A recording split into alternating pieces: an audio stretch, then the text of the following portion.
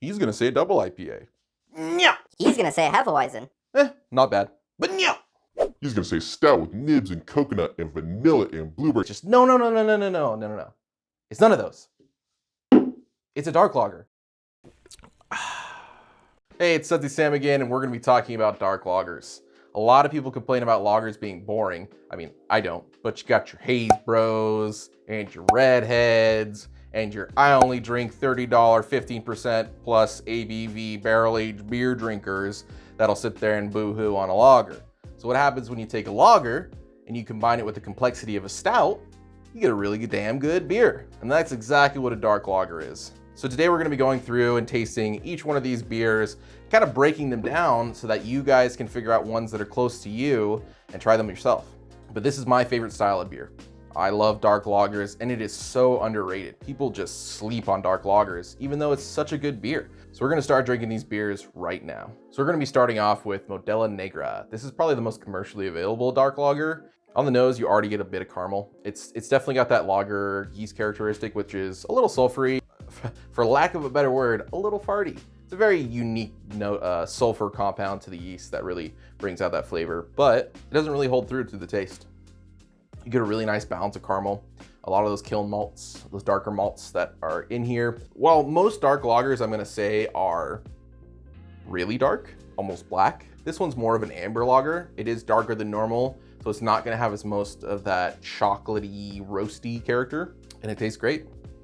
It's just got like such a drinkable characteristic to it, where while it does have a little bit of that malty sweetness, it's not so overpowering that you're disgusted by it and you don't want to go for that second sip or that second beer even. You could go for multiple beers with this because it's got that complexity with the caramel malts to where you're gonna keep drinking it, and the more that you drink it, the better it's gonna get. You're gonna start tasting things as your palate gets used to the caramel flavor and the sweetness, and then other flavors are gonna start to arise. You might actually get some more of those dark malts to come through because you're getting used to the sweetness, and then the bitterness starts to rise to help it balance. This is not gonna be my favorite dark lager. I just brought it out because it's so available to everybody and it's something easy to get into. It's not super roasty, it's not super chocolatey, it's very light on the sweetness, but it's still a good lager and it's very drinkable. So this is something that if you've never tried dark lager before, try this, and if you like it, graduate to even darker lagers because you're gonna get a lot more complexity from them, and you're gonna get a lot more of a balance of bitterness to sweetness to this dry, bitter finish. So that's it for Modelo, and let's get on to the next one. So this next beer has actually won medals at Great American Beer Fest before, so I know that it's good. This is Logarithm by Bottle Logic. It's an American dark lager. So American dark lagers is gonna be a little more on the dry and not as malty side, which means the sweetness isn't gonna be there like the last beer. But as you can see, it's got a nice little head to it. It's not super dark. It's a little more on the dark brown side to like pitch black, which you're gonna see in the later beers. But it's got a good head on it, and now I'm gonna give it a little taste. Ooh, like right off the bat, it's just pure Tootsie Roll. Like if you know that kind of milk chocolate, but leaning towards a darker chocolate kind of taste and smell, that's exactly what this is. So the body is very light. It starts off with that chocolate note, but then it just kind of gives way to this very pleasant bitterness that sits on the palate. And it honestly, like the other one was fairly sweet. This one, I could just keep on drinking. I already want to go for that second sip. I already want to start going after this beer and just drinking it because it just got this really nice level of chocolate and a touch of bitterness, but it's very light and drinkable like a lager normally is. You're not drinking a heavy stout. You're not drinking something that's super high ABV. This only comes in at 4.8%. Like, it's something that you can drink and not worry about excess alcohol. You're not worrying about getting drunk. You can just sit this and enjoy this complexity. It's this level of dark kiln malts and roasted malts that are gonna give this like really great malty balance to the beer. It's so good. It's just it's got this nice like creaminess to it, which just comes straight from the carbonation and the lagering. You probably lager it under pressure for a long period of time, which helps the CO2 bubbles get back into solution, which creates this creaminess. You're not just like hitting it with CO2, try to get it as crispy as possible. It's actually not super overcarbed.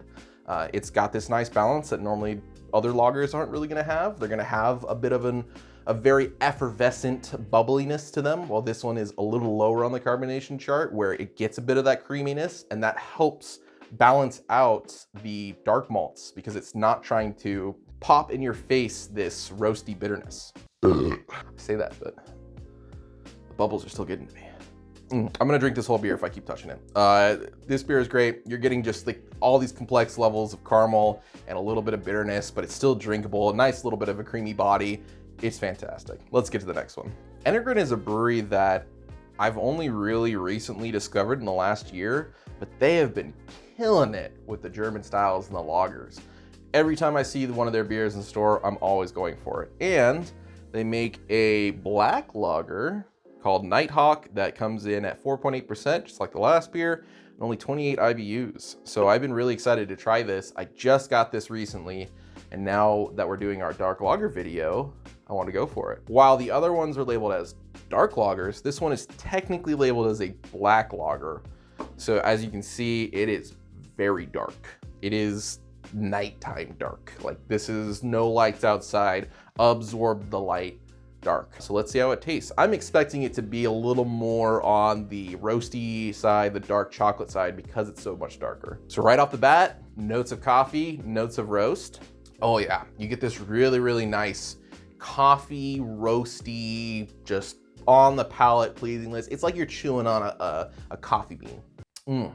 Body is great. It's like medium bodied. It's not about as light as the American lager that we just had, but it's still got a bit of that creaminess to it. So it really complements that like coffee-like flavors that I'm really getting. The dark chocolate that I really smelled, it has slowly fallen behind, but this coffee note on it, which is just coming from the malt, it said nowhere on here that it actually has coffee in this beer, is purely the roasted malt. A lot of times when you get those like very kilned malts, the process is very similar to how coffee beans are roasted. So the roasted malt is going to be very similar in flavor to roasted coffee beans. And that's what's coming through in this beer. It tastes great. It is so roasty and so like the dark malts are really coming through. I think my one critique with this is a lot of times dark lagers tend to have a balance of caramel malts and biscuit notes to very roasty dark chocolate notes. This one is very overpowering in the roastiness. While it does taste good, you lose a lot of that complexity, especially what I was advocating for these dark lagers from so much roasted malt. It just kind of overpowers everything else. So that's my biggest complaint about this, but nonetheless, it still tastes really good. This is such a perfect beer to just sip on, especially if you're a coffee lover. The Dark. This beer is another award-winning beer. I think it won for International Dark Lager in the last 2 years. A dark lager coming in at 5.4% is brewed by Third Window Brewing Co. Only 18 IBUs, and it is indeed dark. It is about as dark as the black lager that we had before. The aroma isn't as roasty as the last beer.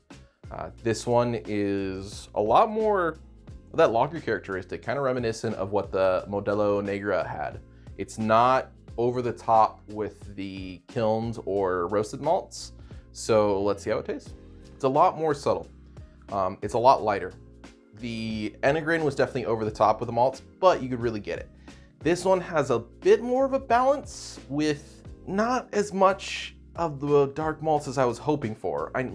For as dark of a beer this is, it feels like they were mostly using malts just to get color and not as much malts to get flavor. I am not as much of a fan of this beer as I thought I would be.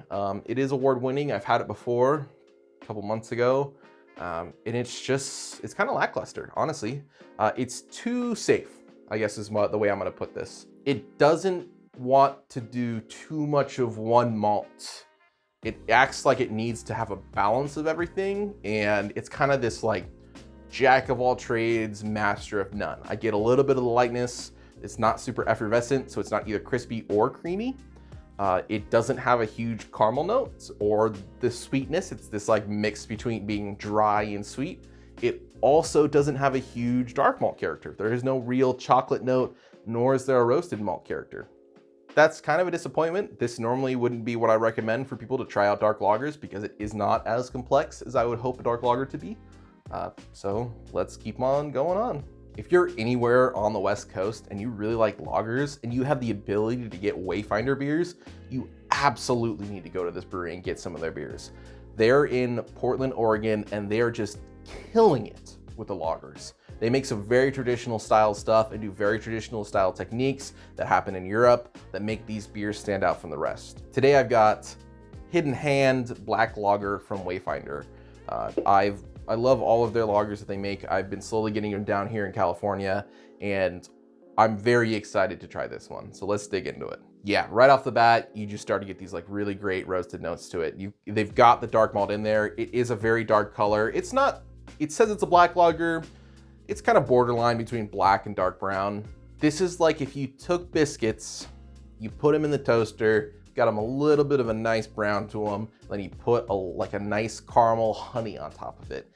It's got this really good complexity in these layers of biscuit all the way up to this caramel sweetness, and then that just sits on this bitterness from this roasted dark chocolate taste. This is it, man. Like, this is what I'm looking for in these dark lagers. You have the complexity of every single type of malt, down from the biscuity, the Vienna, the Munich, going out to the caramel, the crystal medium, the C60s. Then you get this dark chocolate roasted malt, and then it just, coffee, like it just, all of this combined just works so well. It's got every single note. Well, the last one I said was too safe, and they really tried to be balanced all the way through. This one does it great. You get every single step of the way in this.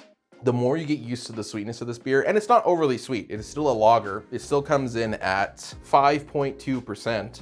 It's so drinkable. There's nothing over the top with this. The sweetness of it is mostly just from that malt. It's that maltiness that comes through.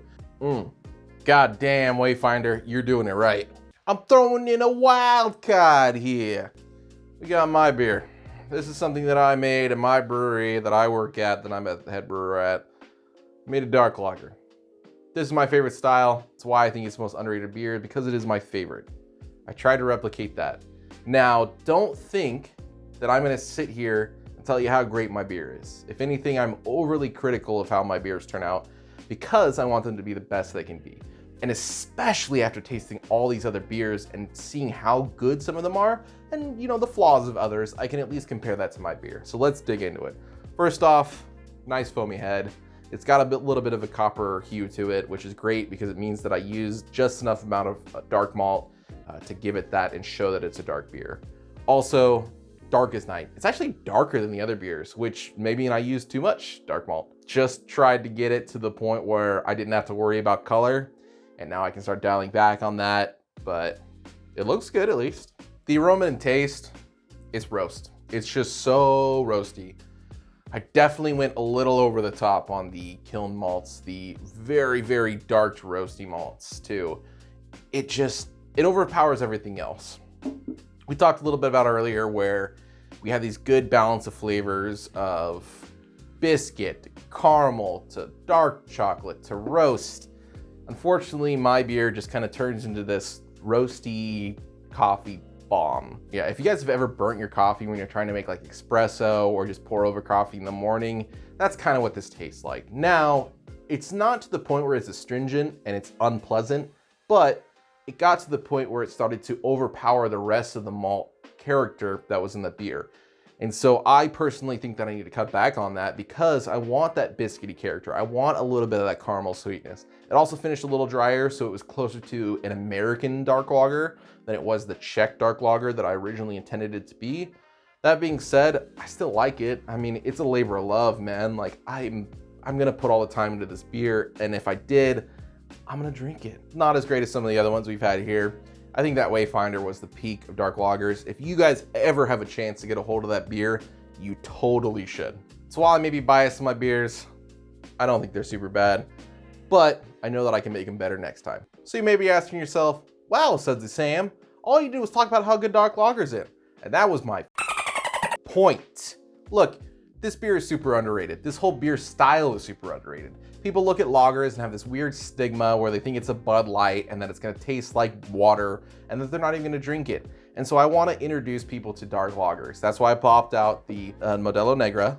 That's why I brought out all these different styles that have won awards that I personally believe in, because it's just such a good beer style. You've got the complexity of a stout with the drinkability of a lager, and you combine the two and it just creates magic. So I hope everybody here enjoyed the video. If you guys have any dark lagers you recommend, it is my favorite beer style, which is why I've been talking so perfectly about it and why I've been hyping them up. If you recommend any, please comment below. Let me know. I will absolutely go out and find them if I have them available to me here in California. But thank you so much again for watching my video. Please hit the like button, please subscribe, and don't forget to keep it sudsy. See you next time.